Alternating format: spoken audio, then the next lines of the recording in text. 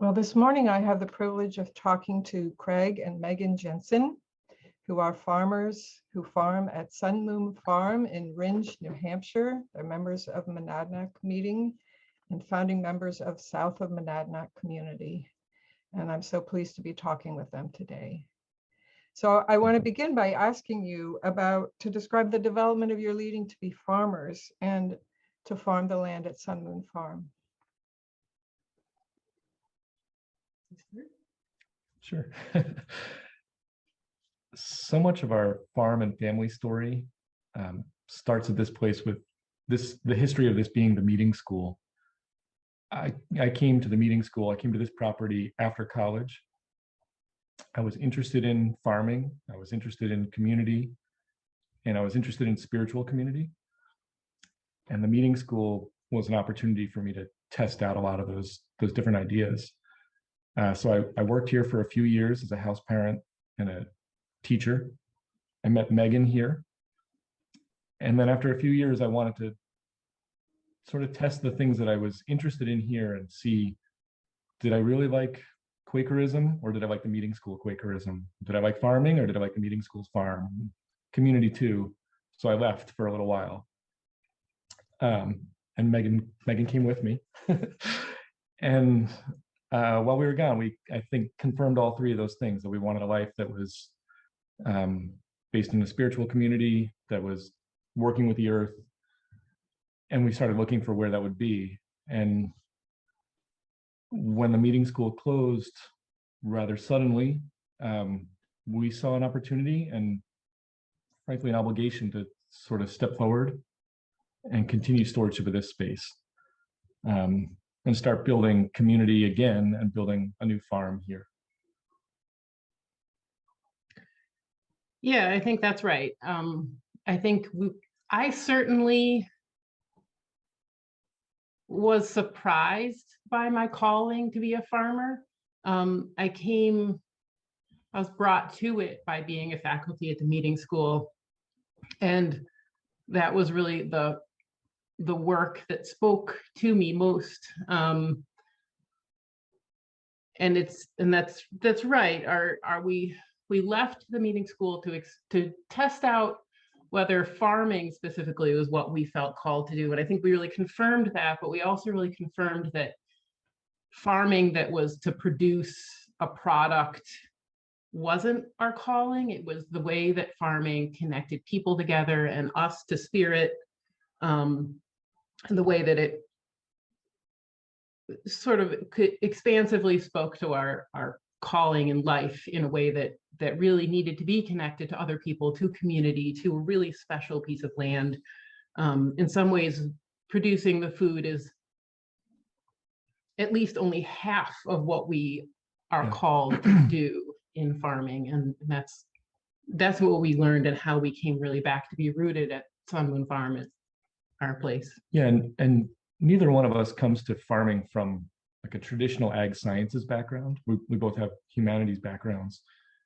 I think for me at least, you know, the interest in farming is this broader interest in peace work that I've been on this property off and on for a little over 20 years. And when that started in my 20s, I was interested in what's the activism of a yes, like what's positive activism. That coming out of college, in my early 20s, being an activist to me meant protest and saying what I didn't want. And I wanted to start building what I did want. And so farming is the foundation for that. It was like the do no harm, build from the ground the right thing, and then start layering on top of that. But not from an ag sciences or field sciences background. I'm interested in that. That's been a developing interest, and we can't be successful with the other projects if we're not good at growing food. But really, the growing food part, I think we both enjoy that. You know, this is a secret, but it's easy. You know, that like it's a really natural thing. Like what we are trying to do is work with and not interfere, and figure out how to build systems that continue to build on each other and support each other. And we don't need to invent a whole new thing. We just are stepping into like partnership with the world.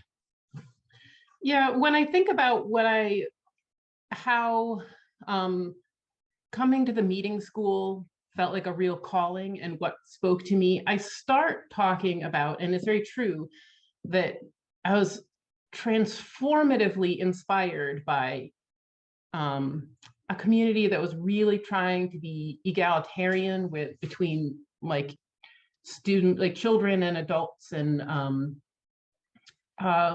really trying to dignify manual labor and practical skills and homesteading, and an educational institution that was really interested in learning and thinking, and really respectful of a shared vocabulary about spirit leading and God in our work. But there's also, then when I think about it a little more, it also, and maybe the most, was that like all those things that feel lofty are all true. And then it also was just incredibly joyful place, a place where we made our own fun. There was a lot of music, and we produced our food in a way that was hard work, but just sensually pleasurable, to make our food, to grow it, and to eat it together, to be together all the time. And I think that that's farming for us too. And part of what makes it divinely led is the joy in that, in the coming to the right place in the work. And I think that's what has brought us to it and keeps us there, is that there's lots of things about it that I could speak about that are interesting to me, but that it is deeply joyful, feels like what's true about it. That's beautiful. Why did you pick the name Sun Moon Farm? Me? Yeah, it's our story, but it's more me. When I left the meeting school, we lived together in a cabin on a property called Sun Moon Pond that had belonged to a family friend of mine for a long time. My friend John Mitchell, who at the time had just passed. He lived to be about 100 years old, and had no kids. And part of what made it possible for us to be here was selling that property. And I wanted to kind of continue his story and our story there by bringing a little bit of Sun Moon here. I think we also just it's just, Sun Moon Farm, it could be Sun Moon, a lot of different things. It's just it's part of like rhythm and nature's cycle that like farm almost just jumps into that combination for me. But I can imagine other businesses or projects here, like Sun Moon Community, just happens. It's days start, days end, and these other things go too. Yeah. Thank you. Well, you talked about how you need to be profitable in order to keep the farm running, and you don't have a sort of an academic background in farming. But I know that you also are very interested in learning ways or practicing ways to live in harmony with the earth, in sensitive, sustainable, and regenerative ways with the earth. And I wonder if you could speak about what you're learning about that, what you're practicing, what you're trying to teach about that.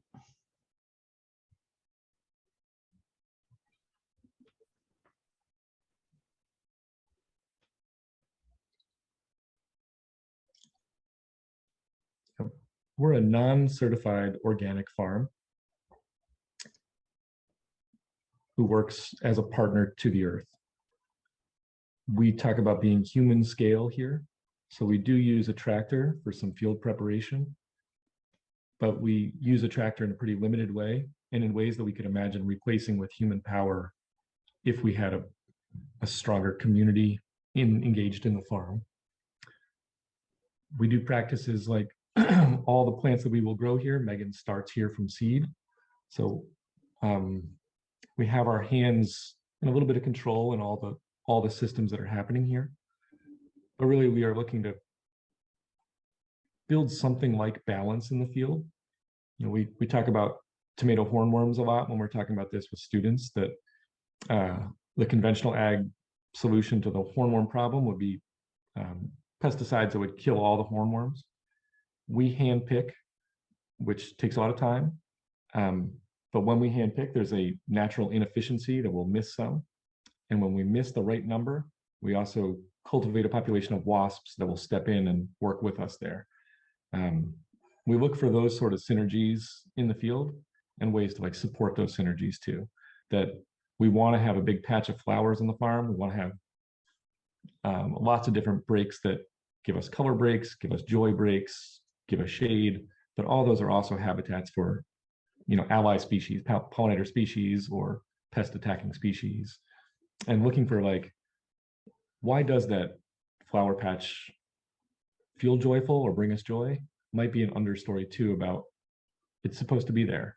And that's different than how, a single crop flat field might be produced. Our fields look kind of funky. I would say our general approach is trying to find, this is farm and beyond, is trying to find when we've done good enough that, there's a temptation and sometimes even a pressure to keep that bed weed free, that we're going to spend a lot of time cultivating all those weeds. But I think what we get better at every year is learning, well, how much time do we actually need to spend pulling those weeds out of there? And at what point is the balance right? So that our, farming is about control and manipulation for sure, but we're looking to figure out what's the right level there. What amount of human decision has to be in that field? And I want to be out of that field as much as I can. Yeah, I think it's true that farming is about manipulation of natural systems and human interference with natural systems, but our goal is to be fitting into and working in a way that's not destructive with our smallest and our largest local ecosystem. Even on the most selfish, pragmatic level, I think I can't imagine farming in a way that doesn't attend to the resource, even if it was the only thing I was interested in, is being able to use the land. And it's not the only thing I'm interested in, but it's so clear that we have to be able to return anything that at least as much as we take out in order for it just to continue beyond us as and for our lifetime, a resource that exists and continues to be productive, and that our soil be strong, that our watershed is healthy and clean, feels like a bare minimum of just farming. So I can't imagine not doing that. And we're a vegan family, and our farm is a vegetable farm, and that's an intentional decision too. The farm that we took over from the meeting school was an animal-focused farm. Our fields that we work were first cleared in the 1780s, the 1790s, but for almost all of that time, this property has been continuously farmed, but primarily as an animal operation, because that's the story of what New England could allow, or what a farm up here could support, was animal, putting those calories on the hoof through the wintertime. Part of what we've wanted to do, what we've been doing here, is sort of pushing into that narrative and challenging that a little bit, that a good use of open space, New England field, is to grow vegetables, is to switch diet, including we grow food all year round. We've different levels of success. We've stored vegetables through the winter and sold them. We grow and store onions and garlic pretty well, both to our local members and also to a food co-op. But all through the winter, we grow greens. I harvested spinach yesterday. It's probably 28 degrees outside, but we brought in 25 or 30 pounds of spinach. And we have three tunnels now that are passive grown, no supplemental heat, no supplemental energy. We're just capturing what's already, available to the field. And we grow lettuce and spinach and arugula all year round, kale, too. I've read that industrial agriculture actually is one of the major contributors to climate change. And for many reasons, but one of them is the way that it depletes the soil. And I wonder what do you do to regenerate the soil or to care for the soil? I mean, that's it's at least as much of the work as trying to get crops out of the soil is we invest a lot in mulches that compost itself that is applied to balancing with organic fertilizers, and using cover crops that add back. I would add that financially, it's a real challenge. Like Yeah. we know what we'd like to do better and more of, and really we get limited there financially. That's one of the places that it's clear we could do that better, but we just can't afford to. And that's what we use as our mulch, or how much we use. It's when we put out cover crops, which is really for us, a labor staffing decision. All those critical windows when it's time to put in, where ideally I could throw in a mid-season cover crop break and do some soil rebuilding. I'm just overworked, Megan's overworked, and we just don't have the flexibility to, either buy that seed or really spend those 2 days prepping and planting there. I feel sad about that. I feel sad that that's where we're limited. It isn't that we don't have the idea, so we don't have the money, and that can really limit us there. But that said, I think we are really good stewards of our soil. We do pay a lot of attention to it. Mulch is a big piece of that. Any long season crop, we try to keep that soil covered. So just retention itself is a big piece of it. But also our soil management practices. We really don't do any cultivation with machines. We use a tractor to open up our beds, but as far as tillage goes, we're a really minimal tilling farm. So we're just not doing soil disruption the way that larger farms usually do. But because we're sensitive to it, we see the ways that we can be even better. Thank you.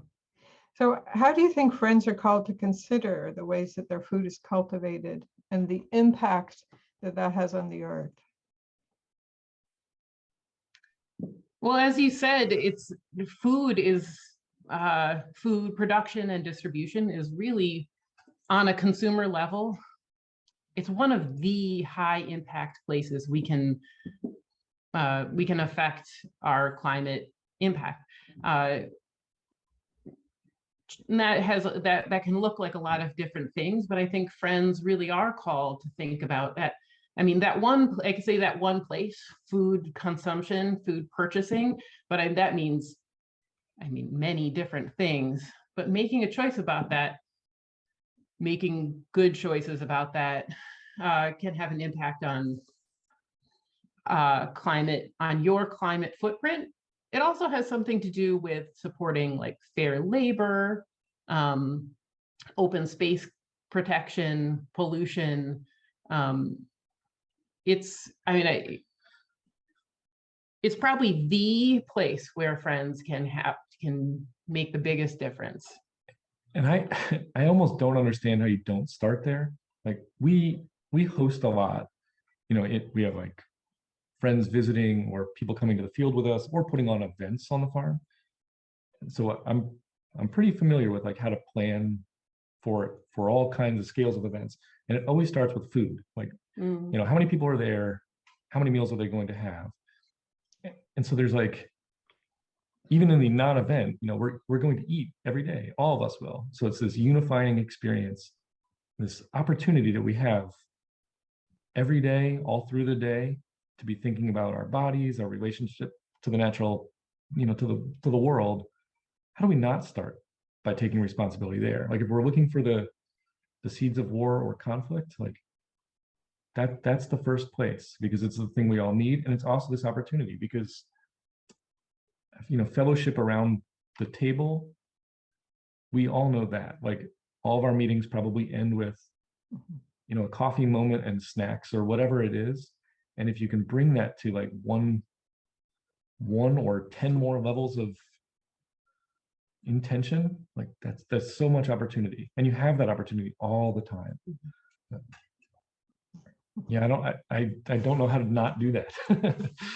Think about where we're going to eat, what we're going to eat, what we want to share, and that's such an opportunity available to everybody. I think that's right. I think food clearly has a practical aspect of choosing where you put your dollars, but it's also, I think that as friends we can have a conversation about what kind of spiritual nourishment we're putting into ourselves when we eat different kinds of food, or when we support different kinds of food production practices. And I think it can build us up spiritually, or it can deplete us spiritually just as much as it can in body. And that's so relevant. Thank you. What are the ways that you teach and pass on to younger people what you're learning on Sun Moon Farm?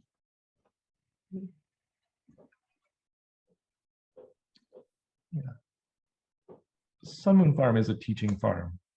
Our workforce, our crew, is a mix of farm interns, usually young friends who have no farm experience, who are like us 20 years ago, who are interested in community and sustainability issues, but don't have any practical skills in food growing.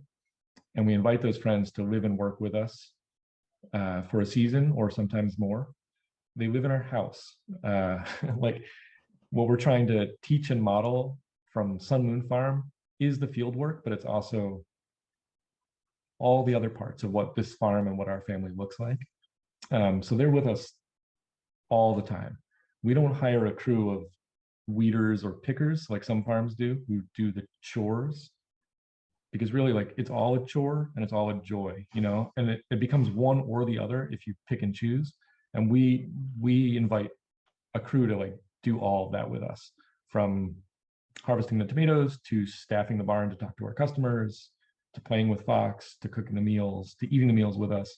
That's what the farm opportunity is. So that's one place for sure. A second is that we have an 8-year-old son, and we have a farm with a barn and big fields. So we attract a lot of kid, like just kid energy is like here all the time. And I love that. And so we often have Fox or Fox and friends, or just friends, like palling around with us in a lot of the different jobs that we do. And we try to structure the farm in a way that's really open to that, having intentional volunteer days that friends, including their families, can come up on Fridays and work with us in the field. But like more broadly defining like the kind of work we do, that like I'm not on a tractor very much, and there's not a tractor like rolling through the field. We're working at like human scale with hand tools and at like a conversational pace, so that anybody can hop in and learn the job, talk about the job, but then talk about everything else while we're doing the job. Like that's what teaching here looks like, feels like. And then one other space is we host groups all the time. It's like a labor intensive, not profitable part of this farm that we for some reason keep leaning into. But we have, from the brownie troop to the college kids that will come and spend somewhere between a day and a week sort of shadowing us at Sun Moon Farm. And we've tried to build like a culture and a farm business that is really permitting of that sort of thing, that sort of has an invitation that anyone who wants to come is a yes. Yeah, and I think when we hire interns, we often think about who's our candidate. And we certainly welcome and have had interns who then want to go on to be farmers. But I think more of our interns are people who want to know more about where their food comes from and what this lifestyle is about and what other choices they could make with their life. And we're looking and tend to have more interns who want to be informed consumers than go on to be farmers. And that's a group that we're interested in connecting with and helping, supporting, that someone might come here and they're not ready, or they want to spend a year really being a farmer, but they're not going to be a farmer for their vocation. But they're part of their life's calling is to be connected and aware of what their life costs. And I think that we welcome that. welcome that. Yeah. That's inspiring.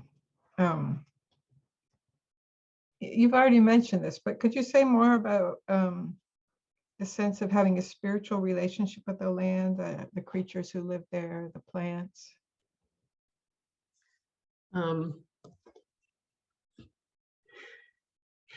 Yeah, a lot of time, well,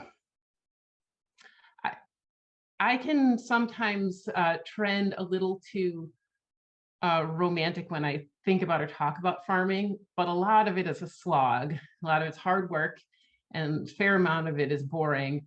But at the same time, I really do find that there's almost, I can hardly think of anything that would be more poetically, biblically, metaphorically inspiring than the experience of tending to seeds and soil, to nurturing a rooting thing that grows and fruits and is harvested and nourishes, and the cycles of life that are living and dying and growing and being harvested, and the intense connection to the weather and the cycles of the seasons and of growth and care, and like to have our hands and our feet in the soil, and to have my son beside me with his hands and his feet in the soil is just profoundly connected to God's creation. And that's beautifully inspiring. And at times it's painfully frustrating and humbling, but that too feels right and good in its putting us in our place of like sweet simplicity and sometimes failure that I am so grateful for. And I feel like I couldn't think of another life that's more connected to God's truths. I'm feel blessed for that work, that calling, to have been given this calling that is a surprise to me, but to feel peace in that God has taken me to this place of like great awakening and message. Yeah, that resonates. I think our work as farmers fundamentally is nurturing and witnessing miracle. Like we do this practice of faithfulness this time every year. We invest so much into like seeds, into the smallest possibility, and then we give all that we have into this like extended labor of faithful trying that we're going to do our best to grow these plants. And it happens most of the time. I'm in touch with like the many ways that we can fail, that if we don't labor, the farm fails. Also, if we hold on too tight to the plans, the farm fails. And so there's all these lessons that are spiritual lessons for me about giving over, but also being obedient. It's finding this impossible balance that never stays. What is my work and what work can I really control? And then, as Megan said, there's also this piece of, I don't know, the tenderness, the humbling that despite my best work, which is required. I do have to work as hard as I can and be with intention all the time, like knowing the land, like the physical space that I am as well as I can, knowing my body as well as I can, anticipating the weather as well as I can. And it still might not be what I need, and that's wild. Like, I mean, farming is so traditional, but farming is also really radical, continuingly radical in that way that, the farmer's life is this like step into something that's at one point so known and natural and ease, and at the other side, like impossible, like uncontrollable or good farming. I mean, because we are trying to find those limits or understand those limits of like what is mine and what isn't mine. And that's like it's an amazing place to be able to like make that my job. Yeah. Yeah, I feel aware often that yeah, it demands of us that we labor and labor, that we plan, that in truth, I worry plenty about money and managing and having enough. And yet I am quite almost literally shoulder to shoulder with the lilies of the field and the ravens, and that I'm always confronted with this intricate and divine balance between putting ourselves wholly into our calling and our vocation and letting go all the time of worry and believing that we have control all the time. Yeah. Thank you. Thank you. I'm thinking, wow, we friends should be visiting the farm and staying with you more often. And Well, Megan spoke about language. Like, we do visit the farm all the time, like using biblical Christian language. All those metaphors are farming metaphors. So many of the words that we use about faith and how we cultivate and nurture, that they're language of the farmer. And so, yeah, I do think that there is a reason to come back to the physical space too and experience those, like learn those words with your body, changes how you can think about those things. So come over.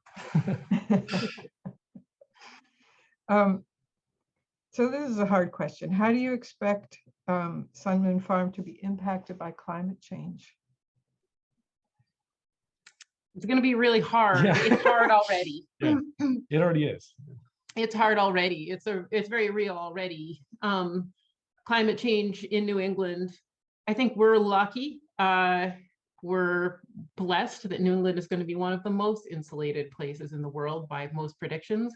And yet erratic weather is here. Yeah, I mean, just so plainly, we could just describe 2021.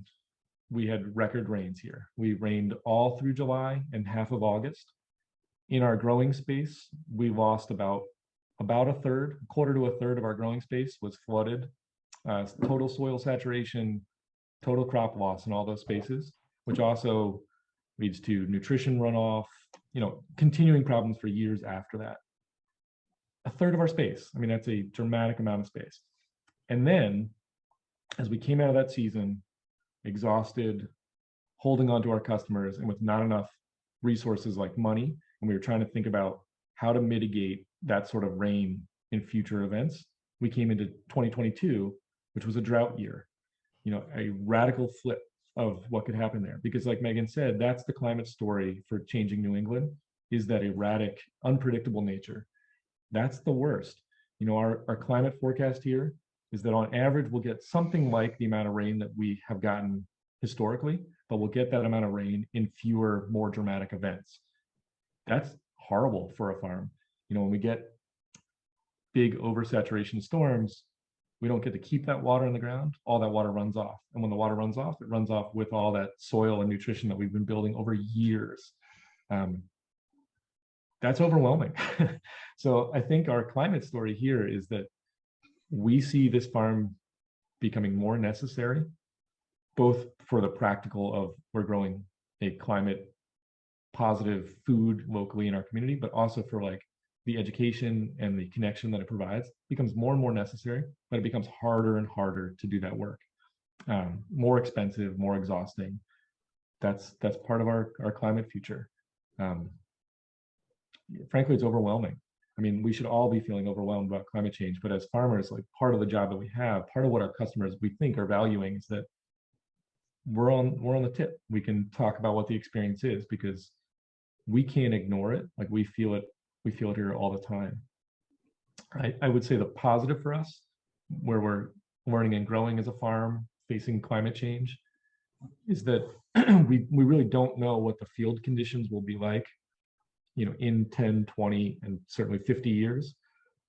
So we can't hold on too much to that story of solving how will we grow kale here during changing climate. What we are getting better at, what we are putting resource into practicing, is how to work with people, how to do challenging things with challenging people and practicing like how to respond and be resilient as community.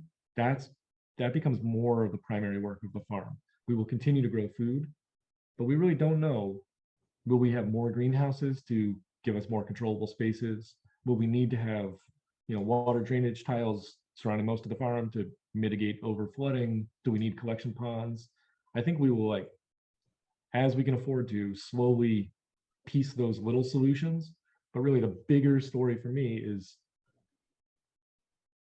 like learning how to be incredibly overwhelmed and stressed by the reality and still love my partner, do the work I need to do, invite others to help, like all of those pieces. That's what we're practicing. And when I think about whether it's Fox or someone else, when I think about whoever farms this area next, I can't, and I don't even want to try and picture what the field looks like, because that will be changed. That should be changed. But what I hope we're like gifting to that future farm is like the social skill and social resource of, this is a farm where people come together to work together. This is how you make decisions together. This is a way that we found that you explore solutions together. Like that's what I want to be working on as like a climate pioneer. I truly believe that small scale economies and farming, local food, and resilient, authentically connected communities are the only or one of the really, really important components of resiliency going forward is going to be. I mean, and that's what we're investing so heavily in, is not just producing food, but connecting our community, and grounding our community in awareness of right relationship with our world and with each other, and the rest of the inhabitants of the world. But I think that even though I believe that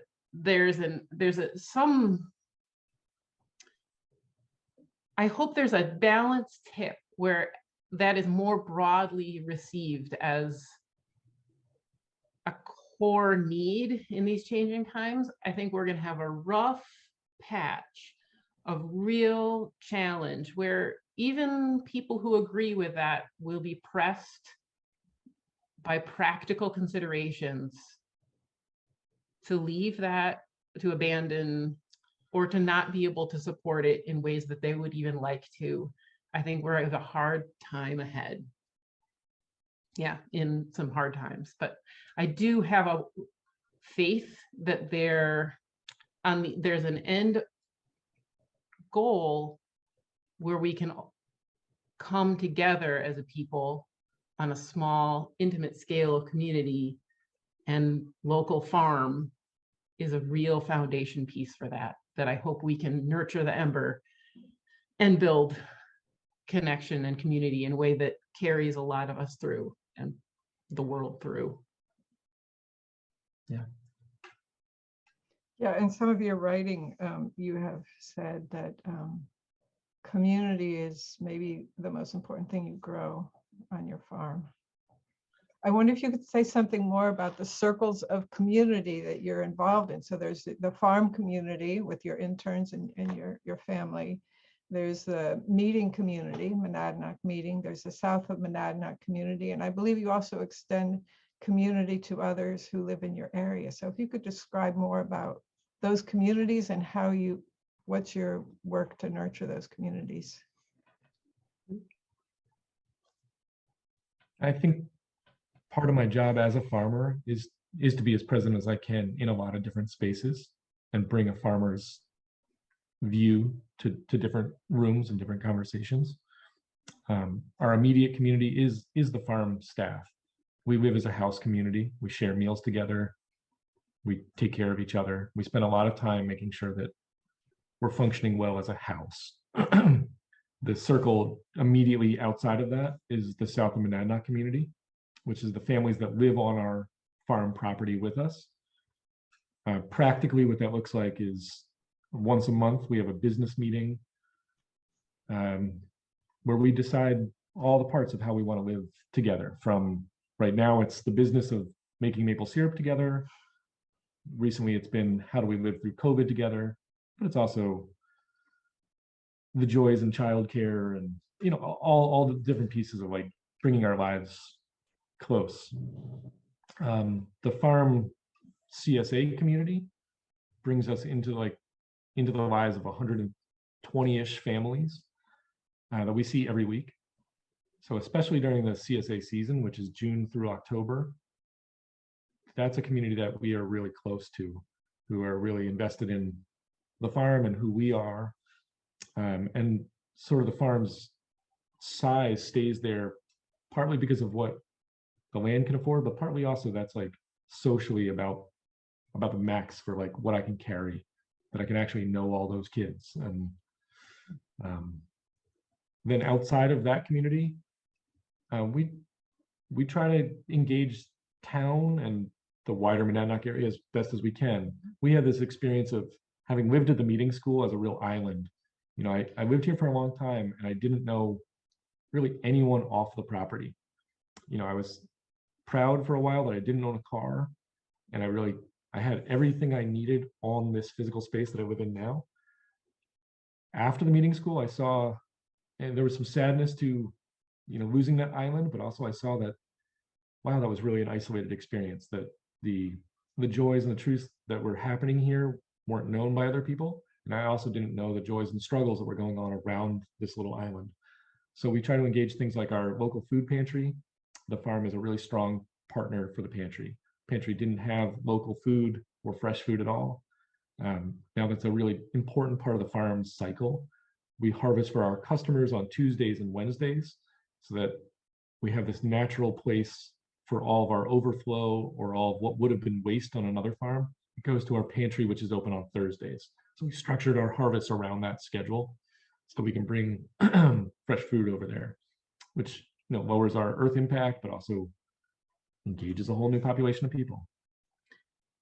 We also are put some work into being connected with our local community of other small farmers. Definitely. I think putting care and focus on cooperation and support rather than competition is just really important to us. And we do work days on other people's farms and just idea and inspiration sharing,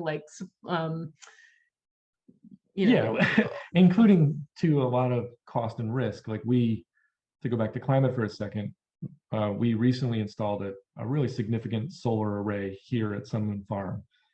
And instead of building an array for ourselves or for our farm, we labored for a long time to figure out how to build a much larger array that produces about 10 times our need and set up a partnership with other local farms. So we are a producer that predetermines and pre-contracts where all that energy goes, and we sell that at a great rate to other local farms around here that maybe wouldn't have figured out a way to find the capital to build their own solar array.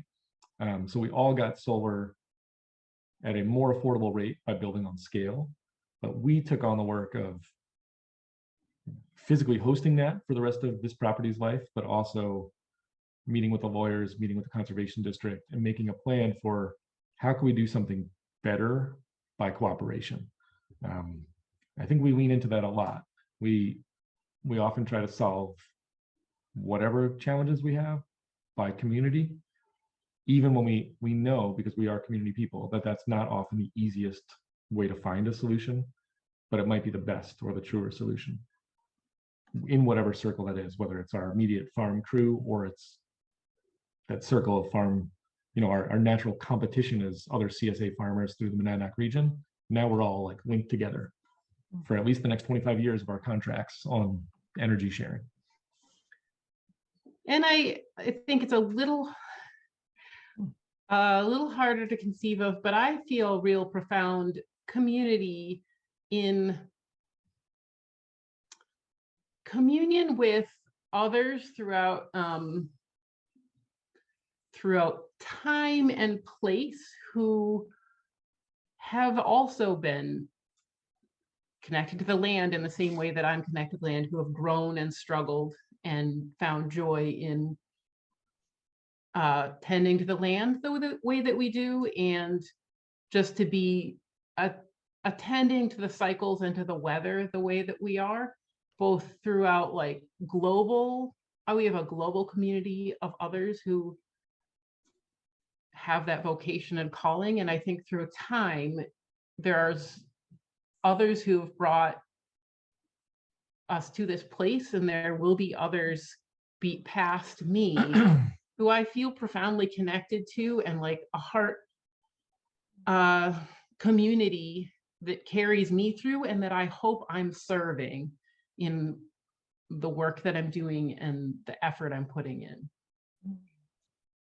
Yeah, we work out of a barn that was built 200 years ago, which is a great resource for the farm, but it's also this humbling reminder of how small our time on this property will be, that we do our best to carry the stewardship story, and then we will too give it over. I hope to have impacts something similar to, different but similar to like the barn that has served generations. I'm looking for like, what are we building here that we can gift forward to the future too? That's all very moving.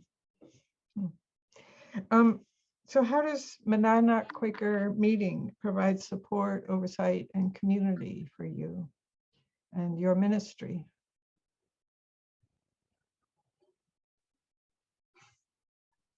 We're still figuring that out. When the meeting school was here, the meeting school's board always had a member from Monadnock Meeting as a rep. That's a structure that Megan and I are familiar with and really inviting of, that our faith community would be in the business in some way, but structurally we haven't figured that out yet. Recently, we've had two big and really helpful changes for us as far as that support goes. As South of Monadnock community, as the residential experiment that we're doing here, we have an elder who meets with us. So that's been for about 2 years, maybe a little longer. And has been just an incredible gift that at year, whatever we are, year 12 or so, we're in this new phase of, we have fewer structural, practical decisions to make about how to build or own the community. And we've moved into this place of deepening, and what do we want this space to live in, to like be and feel, and to have an elder in there who can help hold that understory, help us with the practicals too, help us, be an observer to kind of note what issues are going on in our small group, because we are a really small group, or help us with some facilitation if we have a hard issue, but really just hold us. I mean, that's an incredible gift, and that's new for us. But that's a meeting member, which is slightly different and importantly different than that's coming from meeting. And then as a farm, I asked for my ministry here as a farmer to be recognized differently and to be supported differently. So Monadnock Meeting has recently appointed me an oversight committee that I'm now meeting with monthly to sort of hold hold that story with me and hold accountability to the calling piece of this. I can get really burdened by the practicals, especially the financial practicals of the farm business, and we need help resolving that. But my oversight committee has been clear and in a really helpful way that that's not their charge, and their charge is sort of to release me from that worry, at least temporarily, and help me like sit in a different space and think about the farm in a different way. It's been amazing, but that's new. That's pretty new.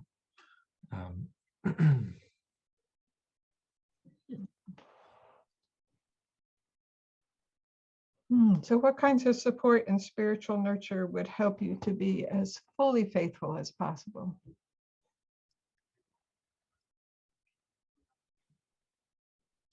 We need financial support at Sun Moon Farm, and that's something that friends should wrestle with. When I think about what we need to be released here to really follow our calling faithfully, a lot of what the barrier is money. We have this calling to farming that really is about nurturing and building resilient community, climate stable community, and engaging people in this radical, different, new way, educational farm. But unfortunately, the farm is still restricted by being a business that sells food. And selling food is something that neither one of us really wants to do and is really limiting.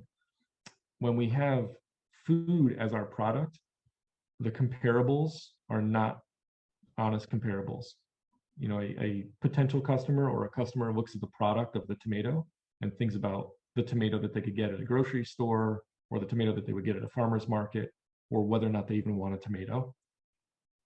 But really what we are offering is a much bigger story that includes the tomato. But as a business, we don't really have a way yet of holding that or selling that or funding that. So we need that support. We would like that support to come from friends. We think friends have a tradition of thinking about how to release ministries, release ministers to really be faithful. And we've tried to be honest about that. It really is money. If we had money to afford a slightly larger crew or to be able to afford a slightly smaller growing space, that would free us up to be more present in other parts of our lives and make different decisions in the farm-based calling. I mean, I think about when we do mulch our fields, we used to mulch everything heavily with hay that we cut here at Sun Moon Farm. That worked out pretty well for us when we were a smaller physical farm operation. And we saw that a huge line item in the farm's budget was going into that hay, into the time that we were putting into that hay. We were looking at what farm businesses were stable nearby, and they were all using a petroplastic sheet to do their mulching, which is a more effective mulch and really, really cheap. You know, we were looking at those bales of hay, and we would put down 10 bales of hay for every 100 feet, and each one of those bales cost $6. You could do that same 100-foot bed in petroplastic for a couple pennies. And so as a farm business, we really struggled with that. Right now, we're at this like in-between place. We use some hay and we use some bioplastic, like corn-based plastic material. You know, the earth impact is much less than the petroplastic, but it's not great. But we pay a few dollars per 100 feet. We know what we'd like to do is use more hay, you know, or use more other natural local ingredient. But really, that's a business decision that we just can't afford. But I'd like to be released to make that better decision. Or as a farm business, we've talked a lot about needing a more regular Sabbath in the work week, because we do work all the time. That is naturally part of farming. That's not a complaint, but we can't really hold weekends off because the way the weather might flow that week, we might need to be working on a Saturday and a Sunday, or usually both. But we have some ideas about how we could structure a farm calendar so that Thursday morning, right after our second harvest, we could have a time where we're, you know, reading and worshiping and having just quiet as a farm crew, you know, to nurture that as a community. But every time we try to experiment with that, we bump immediately into the reality of like, practically, we just have too much work to do. So the way to solve that would be to add another member to the crew, but we just don't have the money for that. So that's a place I would really like support. And it's a place that I think Friends could really engage. That Friends should be, I think, looking at this opportunity of deciding they do want there to be this farm and more farms, just like to be a successful worship community, we want a meeting house, and we figure out how to fund that. We need meeting houses, but we also need farms. And that could be part of the continuing and growing story of how does our worship community support this, this unusual ministry.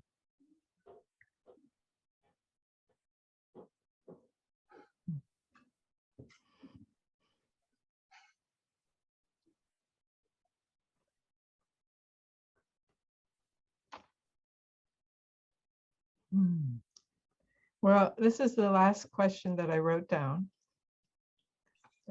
We may have some more questions that rise up, but so we're living in a time of changing understandings about the nature of reality and our place in the natural world. How will a transformed understanding about this help human beings move into a future of harmony with spirit and the rest of creation?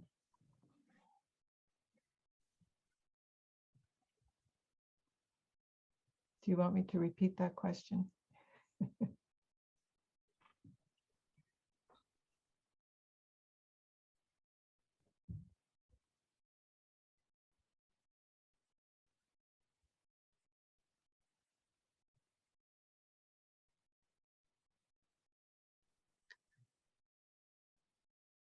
I think it's clear to me, at least, that the world is in need, or much at least of the first world is in need of dramatic recalibration of what we need,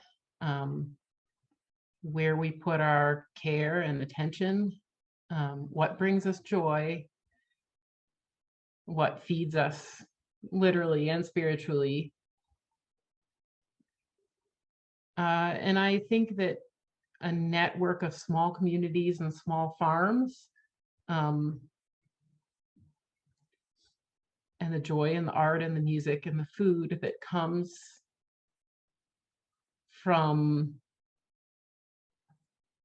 us as a people is a place where spirit can move us to like transition our world. And I think that Sun Moon Farm and the way that we're trying to live is a piece of that. And I hope 1,000 other farms and communities and a million other individuals are with us in that work. In refiguring our heaven on earth here, like that's a hard world, that there's work and humbleness in the recalibration, maybe even loss, but I have faith that there's a growth and a beauty in front of us too, that I hope we can be a piece of finding.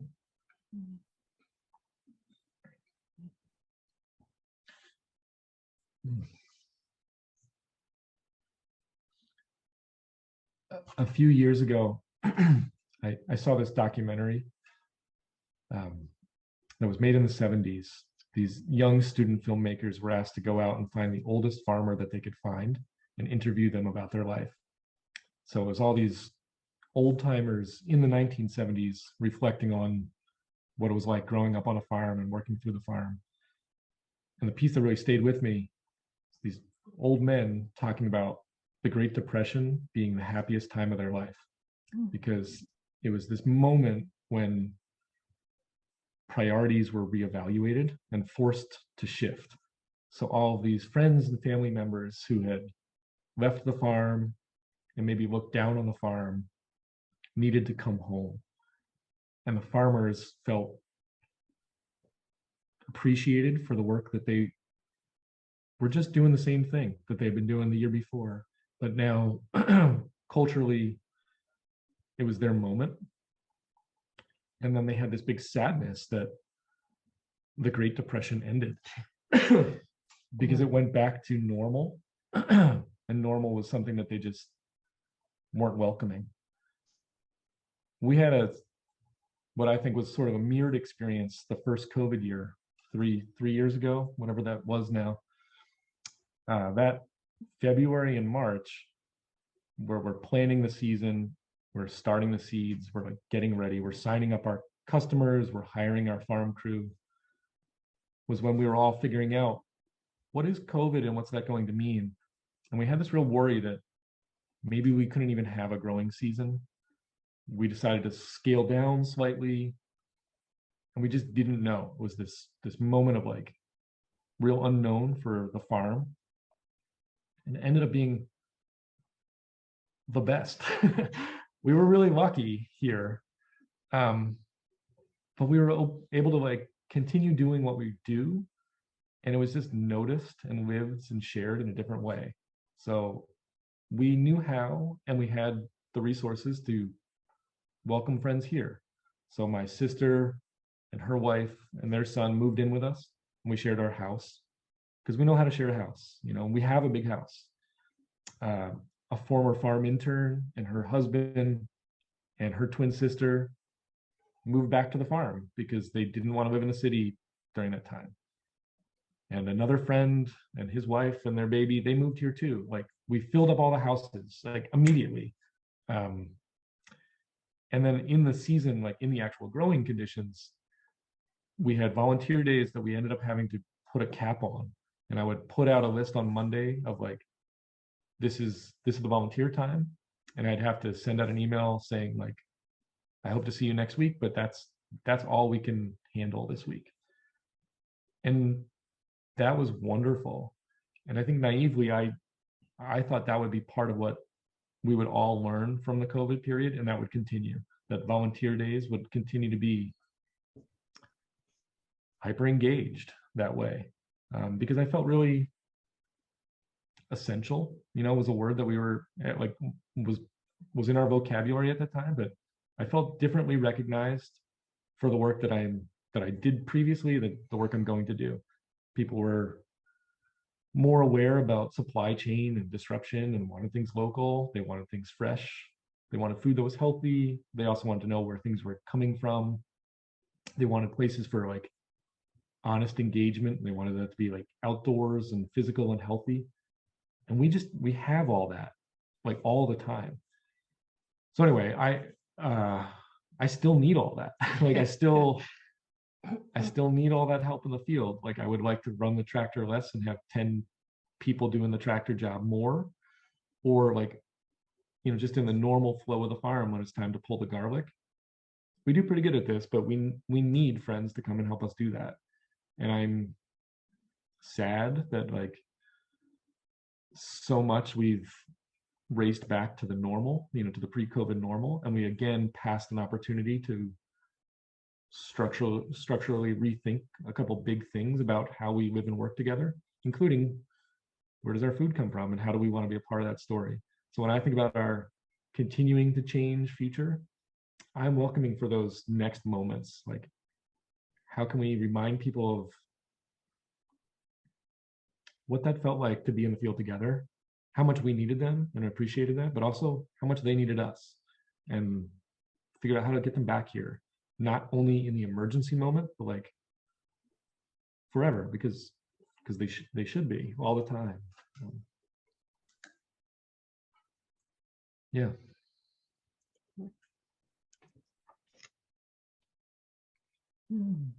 Jennifer, do you have a question for Craig and Megan? I have a whole bunch, but I think the one, I don't know, I'll something that I'm hearing, you haven't used these words, and maybe it's because the questions weren't phrased this way, but one of the things I'm gonna take away from this morning is the many ways that I hear your choices being about resisting the culture of capitalism and empire. And I've been making some notes and trying to put some language around that, but I just didn't know if there was something you might like to say about how that informs or energizes your work.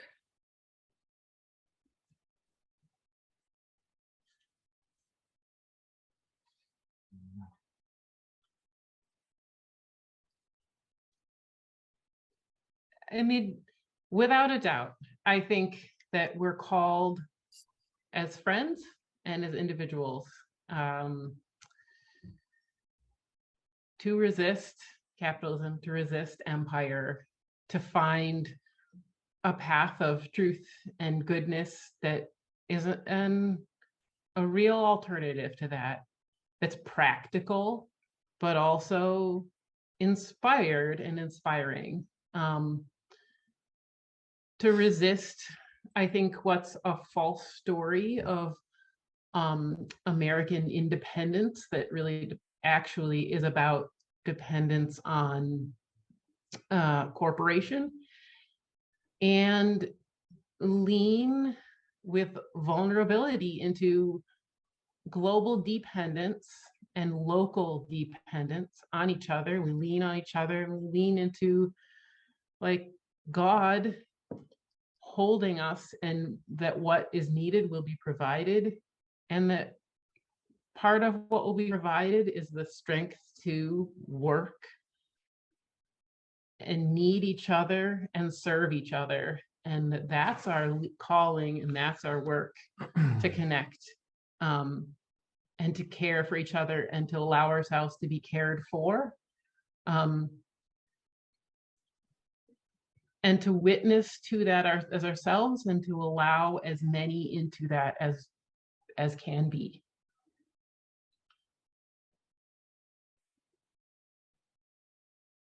And right now, right now it's true that we need the business to be financially stable to be able to do anything else. If it's not sustainable in that piece, the stool tips and we can't do the other parts of the project. But it's also true that we've rarely let the business, like the books part of the business, determine the work we were going to do. We didn't start this farm because we thought it was a good business, because it's not. It's a lousy business. And we've tried to like recognize what privileges we have there, and then leverage that to let us be creative and radical. So, for example, this is our second season. We're following New England yearly meetings model. We're a pay-as-led farm. So we have no set price for our food, and we don't turn people away from our food other than when we're filled. When we've hit the capacity of what the land can produce, that's when we say no to customers. But otherwise, we won't say no. That's a wild business decision. And, frankly, we don't know how that's going to go. This is year 2. But that feels really important to us. And it feels part of the continuing experiment. Just like the field too is like a continuing experiment and revelation of like, what can we do? What do we like to do? What can this land afford? We're trying to be that way a little bit on the business side too, to subvert or to invent, I don't know, a new path. What can a friend's business look like here?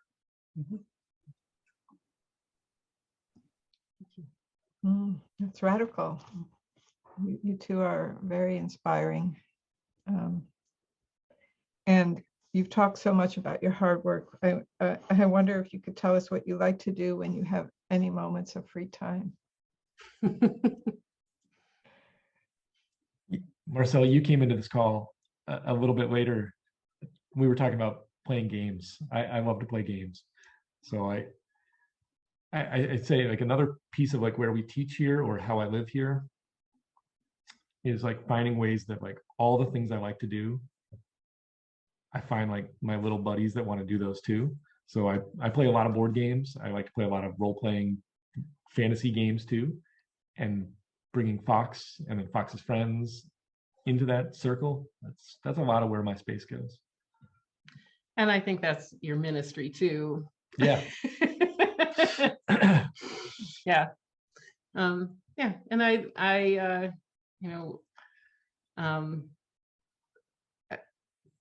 I love to make art, and I love to, be in our space in a way that's home and with family and making our own life together. Yeah, and I would push a little on the question of free time, because I think that there's actually like an assumption there. Like I never have free time, and I also always have free time. We have this privilege of like the work we're doing is by choice, and it is demanding, and the time of the season or the weather or the harvest schedule might own my time in a really particular kind of way. But I'm also always aware that, like, I don't know, like the farm is all the things I'm doing. Like I don't, the hardest part and the best part of this is that we're always at work. Never leave. Like we never leave. And that can be really challenging, but it's also, that's the gift, that we don't have that much differentiated space or self. That like, actually when I'm in the barn and playing Dungeons and Dragons with like 5 kids, that's part of what I'm doing, like as a farmer too. And that's like integrated into the farm's routine. It's in the farm's physical barn space. Yeah, and I welcome that. And I welcome sort of that eroding of work time versus free time, or work time versus like part of work for us too. I mean, we were just talking, we're trying to hire our farm crew. And last year's farm intern has added a question to our application about what music would you put on the speaker when we're in the wash pack? And it's like blowing my mind, like now having to think about that in the application process. But it's true also that like most of the work that I do is really fun. Like even weeding carrots, which is like, carrots is my story of like the most chore of chores. But if you're doing that with 2 friends, man, I'll do that forever, and like, because we can talk about our Dungeons and Dragons characters or the music that we like or whatever. And that's in my free time, but I'm also like, that's my work time too. So that's part of what the farm is learning and witnessing too, is sort of how you can think about space or time a little different. Yeah. Thank you so much. Are there any final words or final message you have for friends or anyone else who might be seeing this interview someday?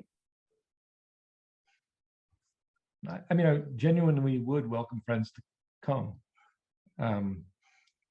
Through the warmer months, we have a potluck dinner once a week. It's a really easy place to just step in as a guest. It doesn't require more from us, and it just gets better when you come.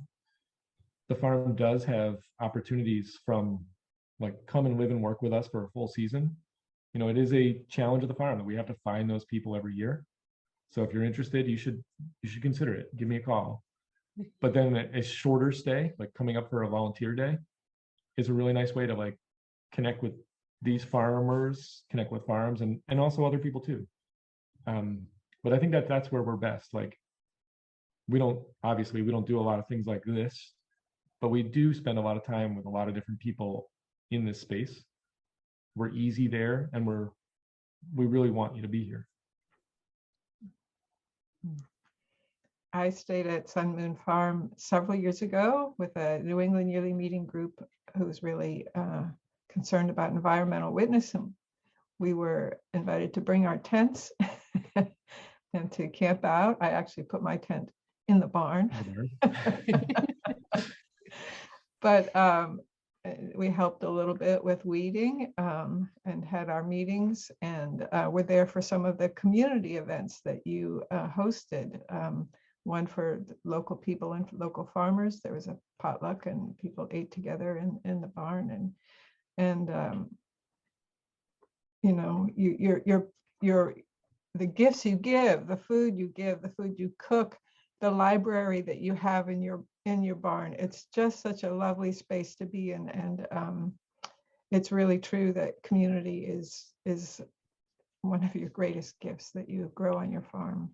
So I hope friends Thank who you. see this will take up the opportunity to visit you, and they can find out information on your website. Is that correct? Yeah, More or less. more or Is there a less. better way to find you? No, that's a fine way. That'll connect to me through email, and then we can start a conversation. Okay, and so that would be sunmoonfarm.com. Yeah, or .org, either one. .org. Okay, great.